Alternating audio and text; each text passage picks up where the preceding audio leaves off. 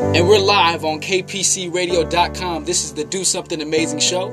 I'm your host, Ayo. An ongoing issue in the United States right now that's affecting a lot of people is the DREAM Act. There's a lot of misconceptions about the DREAM Act, and not many people know or are aware of what it actually does and who's it for. So I brought Regim, who is the president of the DREAM Outreach Group here at Pierce College, to kind of maybe clarify what the DREAM Act actually does. My name is Regim. I'm the president of the DREAM Outreach Group, and what we're here is to advocate for the DREAM Act and also to clear some misconception. It's not for everyone. It's only for students who are eligible within the AB 540 status, which means you had 3 years or more in high school and obtained a high school diploma. You've been here before you were age 16, and you've also are enrolled in a 2-year college or 2 years in the military service. The Republicans have always said these things. Oh, we're not voting of it because it's amnesty. We're not voting of it because it's going to bring more illegal immigration.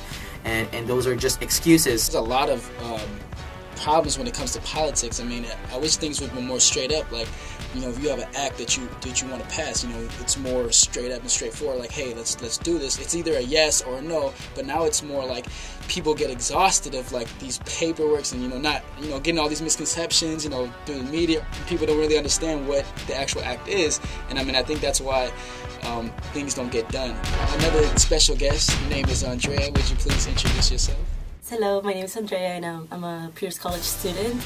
I'm currently an AB 540 student, which means, of course, I'm undocumented, and likely I'm able to come to school. I pay the resident tuition, but I don't get any financial aid help, which means no fee waivers, no nothing. And the fact that I can't drive, I can't get a job, so it's really tough.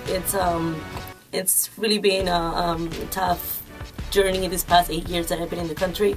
I didn't have a choice as if I wanted to come or not. It was just my parents, deciding that it was the best for the family. And so yeah, the DREAM Act really, it's that dream that we have, and I know a lot of people in my situation who are struggling, who are good students, who are in college and actually want to do something good for the society, and we're not being allowed to.